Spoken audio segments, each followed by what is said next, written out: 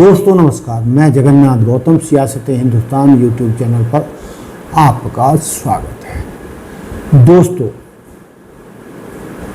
राम मंदिर और भगवान राम सबकी आस्था के प्रतीक हैं और जिस आस्था को इन धर्म के धंधेबाजों ने तोड़ा है, देश की करोड़ों जनता का दिल दुखाया है, अब भगवान उनको सजा देने वाले हैं। जिस राम के नाम पर ये सत्ता में आए थे और वो दावा कर रहे थे कि हम भगवान को लाए हैं, राम को लाए हैं, अब वही राम इनको अपनी शक्ति का प्रदर्शन करने वाले हैं। और दोस्तों, आप माने या ना माने, जिस राम के नाम पर ये सत्ता में आए यानी भाजपा और आरएसएस, अब उन्हीं के पाप का घड़ा भर चुका है और ऐसा लगता है कि अब देश की जनता के साथ साथ भगवान राम भी इन धर्म के धंधेबाजों से हिसाब किताब बराबर करना चाहते हैं। दोस्तों, आज जो हम आपको बताने जा रहे हैं, आप सब ध्यान से सुनिएगा।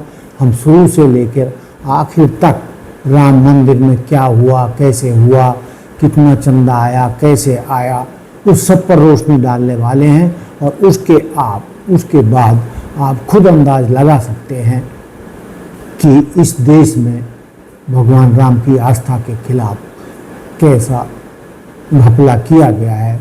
उनके करोड़ों देशभक्तों की या राम के भक्तों की आस्था को तोड़ा है, उस पर आज हम प्रकाश डालने वाले हैं। दोस्तों, थोड़ा धैर्य रखिए और आपको रखना भी पड़ेगा यदि आप शुरू से अब तक पूरे राम मंदिर आंदोलन और राम मंदिर निर्माण के बारे में सब कुछ सच्चाई जानना चाहते हैं। तो दोस्तों, जब आस्था और श्रद्धा का सैलाब उमड़ता है तो लोग अपनी गाढ़ी कमाई का एक एक पैसा अपनी तिजोरियों में रखे सोने चांदी के गहने भगवान के चरणों में समर्पित कर देते हैं। अयोध्या का राम मंदिर सिर्फ पत्थरों की इमारत नहीं बल्कि करोड़ों भारतीयों की भावनाओं का प्रतीक है। लेकिन इस देश की सबसे बड़ी आस्था के केंद्र की तिजोरी पर सवाल उठने लगे हैं। जब चंदे और चढ़ावे की पारदर्शिता को लेकर चर्चाएं गर्म होने लगी हैं तो सच्चाई को खंगालना एक पत्रकार के नाते हमारा पहला कर्तव्य बन जाता है। दोस्तों, जैसे कि खबरें आ रही हैं कि 200 करोड़ से ज़्यादा का चंदा चोरी कर लिया गया है, गहने, सोना चांदी की सिल्लियाँ तक गायब बताई जा रही हैं, तो उसी संदर्भ में मैं देश के सामने सारा हिसाब किताब रखना चाहता हूँ।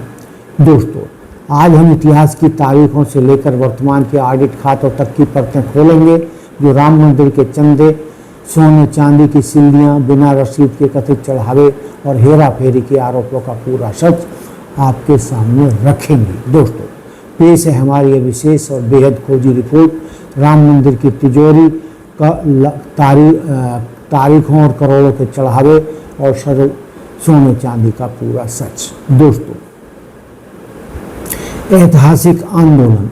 दोस्तों, 1989 राम मंदिर आंदोलन के दौरान विश्व हिंदू परिषद ने देश भर के गांवों से रामशिला यानी ईंटें जिन पर राम लिखा हो और ₹1.25 का चंदा इकट्ठा करना शुरू किया था। उस वक्त देश के कोने कोने से करीब 2.75 लाख से ज़्यादा गांवों से पूजित ईंटें अयोध्या पहुंची थी, यानी 2,75,000 गांवों से पूजी गई शिलाएं, ईंटें अयोध्या पहुंची थी।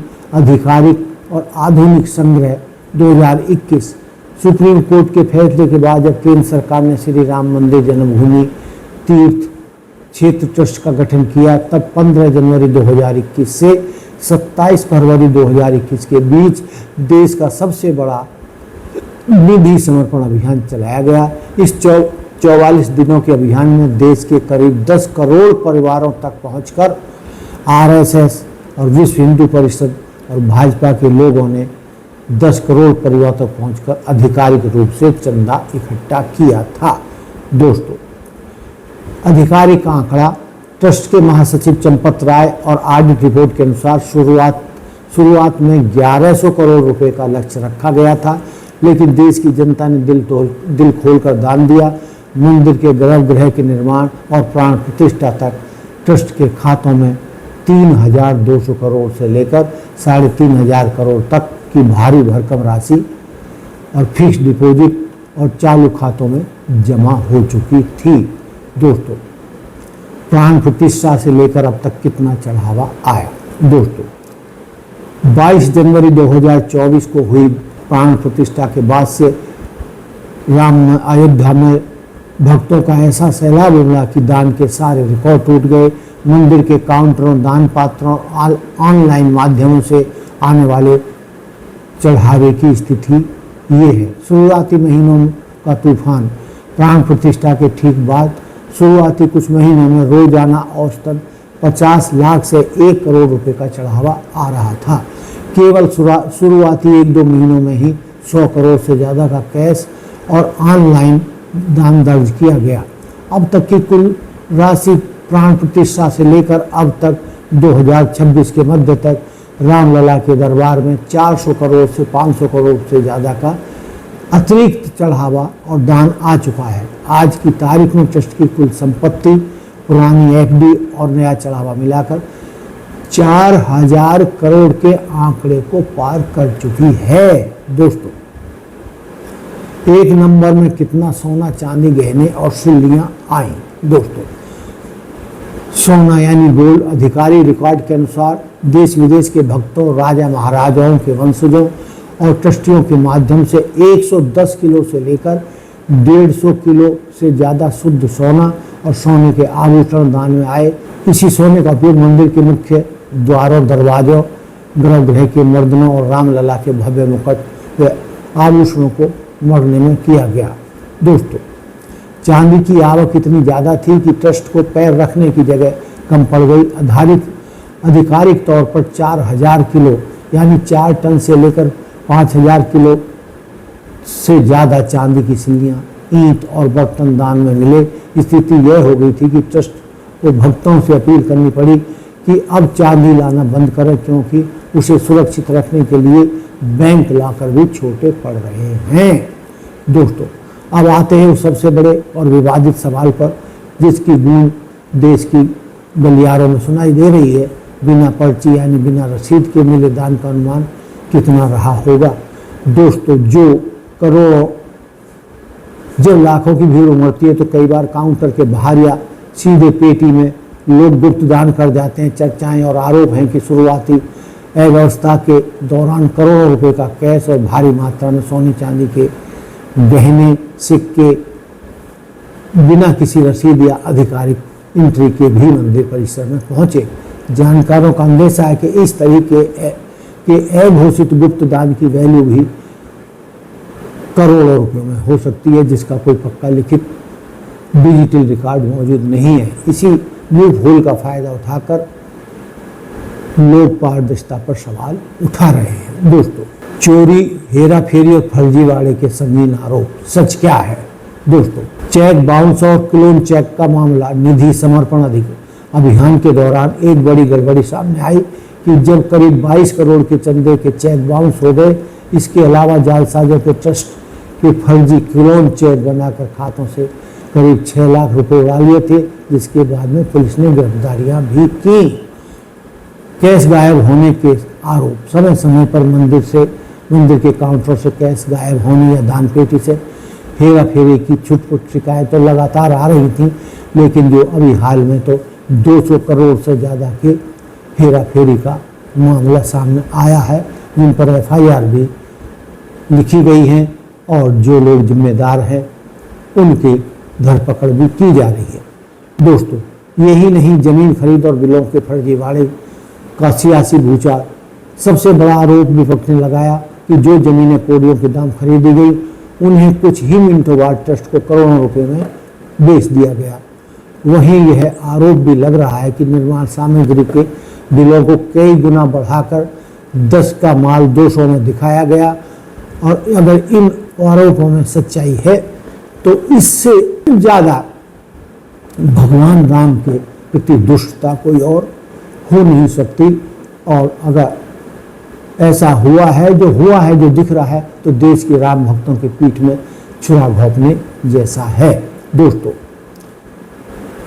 राम आस्था का विषय है और आस्था कभी बेईमानी बर्दाश्त नहीं करती। अगर देश के गरीबों ने, राम भक्तों ने अपनी गाड़ी कमाई मंदिर को सौंपी है, तो उस तिजोरी के एक एक पैसे, एक एक ग्राम सोने और चांदी का हिसाब बिल्कुल शीशे की तरह देश के सामने रखना होगा। जनता की ये मांग पूरी तरीके से जायज़ है कि सरकार और ट्रस्ट इस पूरे चढ़ावे को खर्च पर एक विस्तृत श्वेत पत्र, वाइट पेपर जारी करे, ताकि दूध का दूध और पानी का पानी हो सके। क्योंकि राम के नाम पर जो लूट और सियासत की गई है, अब राम के नाम पर पूरी पारदर्शिता की बारी है। दोस्तों, मैं आपका दोस्त जगन्नाथ गौतम, आप देख रहे थे मंदिर का सारा इतिहास और कब कब कितना धन आया, कितना चोरी हुआ, अभी तो उसका पता चल रहा है।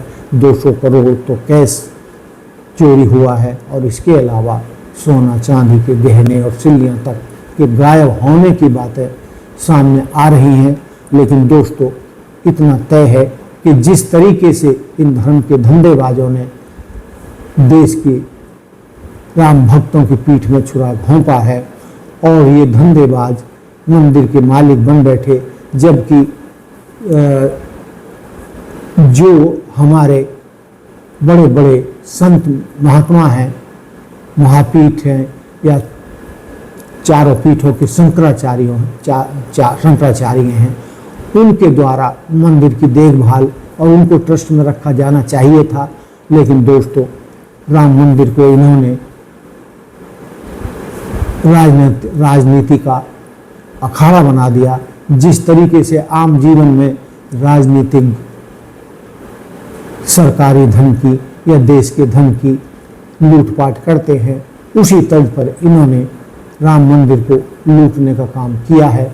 इसीलिए दोस्तों, लोगों का मानना है कि भगवान राम अब इनको बख्शने वाले नहीं है और इनको सत्ता से और ट्रस्ट, राम मंदिर ट्रस्ट से भी बाहर किया जाएगा।